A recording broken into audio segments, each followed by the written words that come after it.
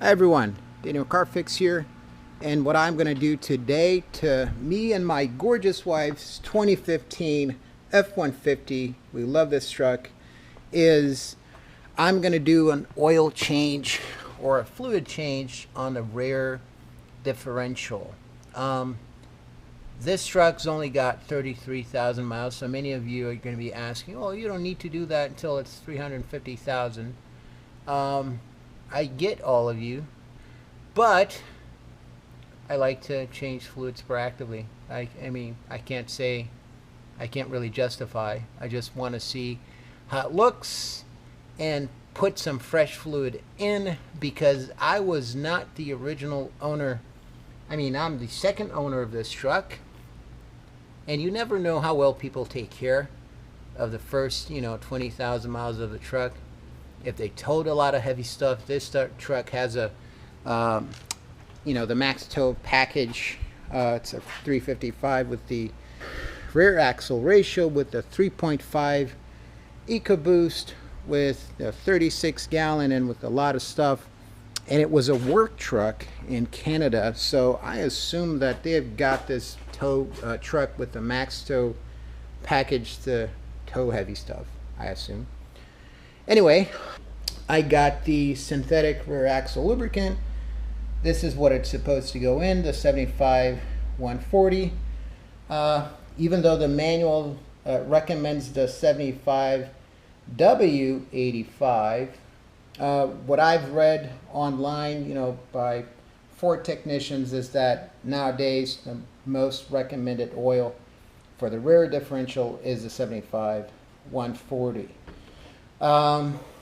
What else? I got this gasket for the pumpkin, and it's 975 rear axle, and I don't have the clutch friction fluid because this truck does not have a limited slip differential. It has an electronic locking rear differential. So the way to tell, two ways to tell if your truck's got a limited slip differential or an open differential with the electronic locking axle. So you can either look at the sticker in the driver door side. There's a code there for the rear differential, and I'll leave all the details in the description here of this video. So that's one way. And the other way, if you want to be sure, you can just jack up the rear end of the truck, right? So just make sure you chuck the front wheels. You just, take the parking brake off, and you lift both wheels in the rear end of the truck. So they're both off the ground. Okay, let me see if I can show you. And what I'm going to do here, I'm going to spin the left wheel, right, forward, and you will see that the right wheel is going to spin on the opposite direction. I don't know if you can see that. Okay? So one is spinning forward. I'm spinning this one forward, and the other one is spinning backwards. So that means it's an open, it's a traditional differential.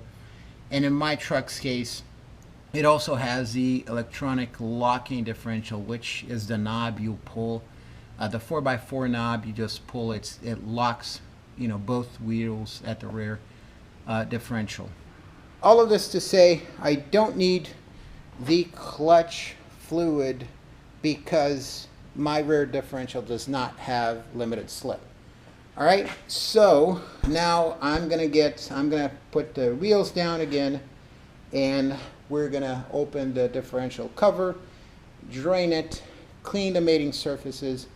We're gonna, work with this gasket and, just torque it in. I'll give you the torque specs, and then we're gonna fill it with fresh fluid. All right, so let's see the gasket here. You don't need to buy, this is a dry gasket. Look at it. This is how it comes. Yeah, you can see it. So it's a dry gasket. You don't have to get a dry gasket. You can pretty much use a paper gasket. Inexpensive. and some gasket maker along with it. That's probably how it comes from factory. But I wanted to try the dry gasket because I'm not a huge fan of gasket makers. Maybe I don't have enough talent, but somehow I always end up with some leakage. So that's it. That's the gasket. Let's get everything set up. So one thing I decided to do, I'm going to get the spare tire out of the way because it's just in front and some of the bolts of the differential. And it's just going to make my life a lot easier. Just going to lower this, get this out, and I'm just going to, you get it out and you just stick this in right in there. Yeah, you can't see it, but anyway, I'll let you guys hang out over here till I lower my spare tire.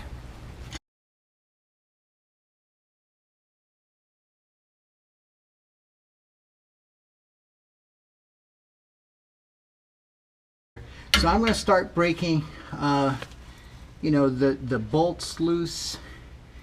So let me break them. And what you also need to do, you got to remove these lines here carefully. So you got the brake lines.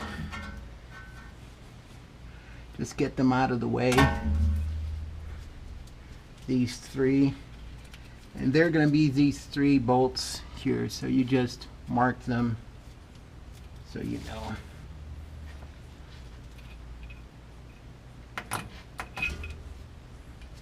Put that back there. All right. Just gonna break the torque.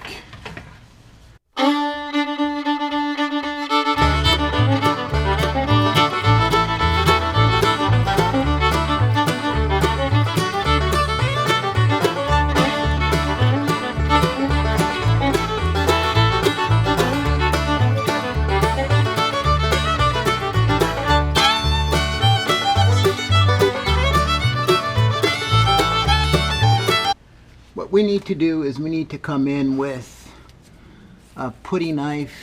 I'm gonna just stick in a metal one first, but once I manage to break this, I will go with a plastic putty knife, because you don't want to gauge the mating surface and risk getting a leak right here at the differential. So let me get the putty on.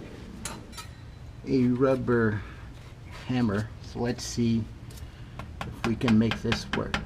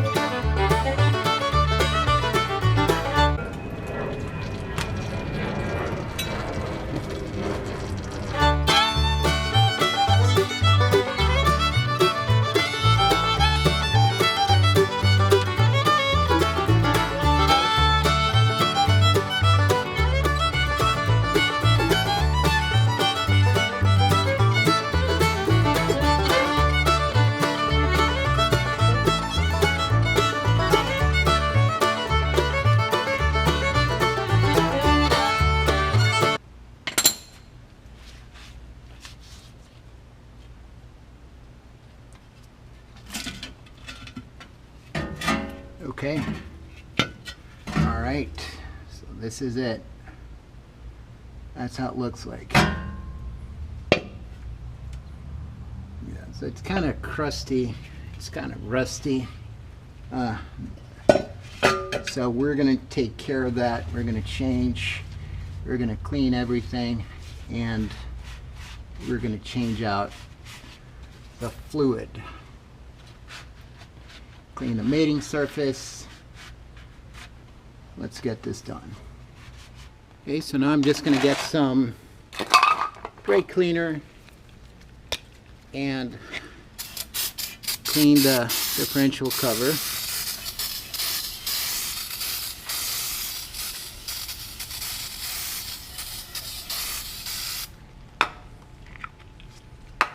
Get a scouring pad and just clean the mating surfaces and get some of this gunk off. Not some, but all of it off. Yep, guess I'm going to need something more than that. So let me get a plastic putty knife.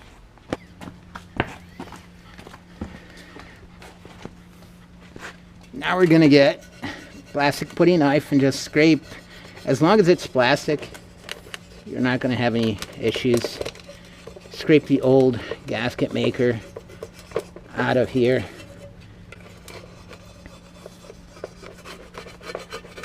Okay, so now that we got the gasket cover clean, let's go and clean the mating surface on the pumpkin. So first thing I want to do is to use some shop towels or rags or whatever you prefer. Just make sure you cover all the parts so you don't push a lot of gunk and debris and everything into your differential. So make sure you do this.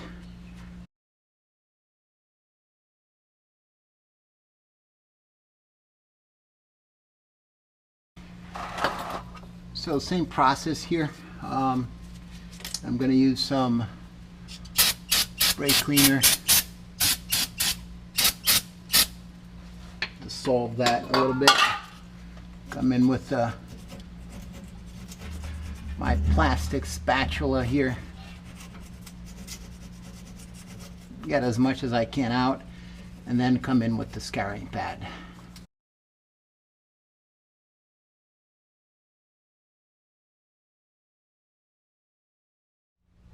Okay, so now that I got the pumpkin mating surface clean, it took me quite a bit of effort to get it clean. I'm just gonna finish cleaning it up, get the rags out, and we're gonna put the cover back on. Okay, now that I've got everything clean, so I'm gonna come in with the gasket, and it lines up really perfectly, this lube locker with the pan with the cover, and both sides are the same, so pretty much doesn't matter.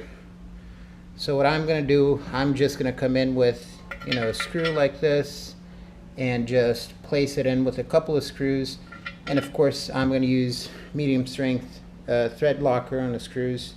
So let me place the camera and do this. It's actually this way, so let me just line this up.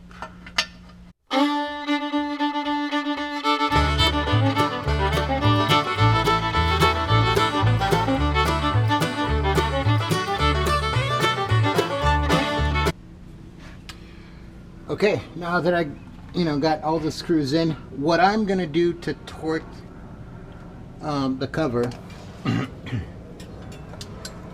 I'm not just gonna torque it all the way through to 35 pounds. So first thing I'm gonna do is I'm gonna snug all bolts, just snug them. Try to get it like on a crisscross pattern, like any dry gasket. If you wanna just settle it right in the beginning, you don't want to just put all the torque you can in the beginning. You want to make sure that it is progressive and it's tightened evenly, right? So I'm just going to snug, just go around, go in a crisscross pattern.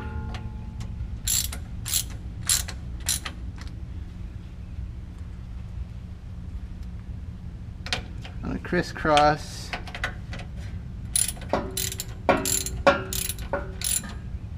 and again I'm just snugging them.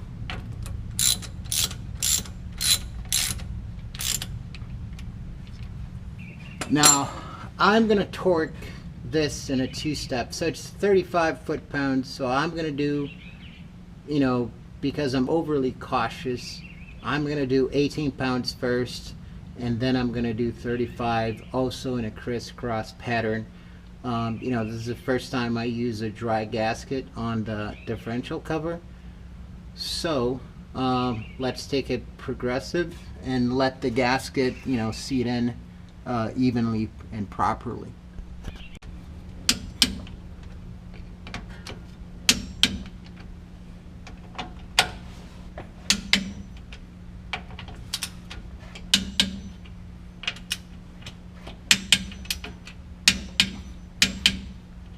All right, that's it. I'm just going to double check, and now we're going to fill, you know, the differential with fresh oil. One thing I forgot to tell you guys, forgot to mention, that's quite important, and I apologize for that, is that before you actually start doing, you know, pulling your differential cover out, you want to make sure you can loosen the fill plug first. What I want to do here, just want to clean out,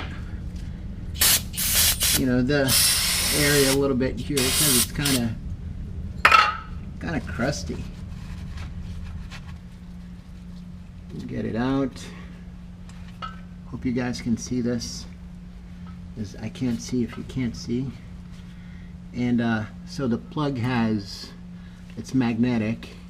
You also want to make sure you clean all the shavings here, and it's got quite a bit of shavings here from the breaking in of the differential. I hope you can see this. So I'm just going to clean this real quick, and I am going to come in with some thread locker here. So I'm going to clean this in a little bit. What I'm going to do now, I'm going to pump in the new fluid. So this is the moment we've all been waiting for. Fresh, clean, beautiful Ford Motorcraft fluid. If I can manage to open it first. I think I should have done this when I was not under the truck. Yeah, so here's an idea. Open the fluids while you're not under the truck. That will make your life easier. Alright, alright, alright. In with the new fluid. It's always a pain to kind of stick them in there so they don't fall out. Yeah, I got it now. Alright, so in with new fluid. I hope you guys can see this, because I can't see if you can see, because I'm underneath the truck, but I'm pretty certain you can see. Okay, so you want to fill it until it starts dripping out of the fill hole. That's how you know you've reached your level. And what was interesting is that on the manual it said it would take 2.6 quarts, and actually what I ended up putting in was close to 3 quarts.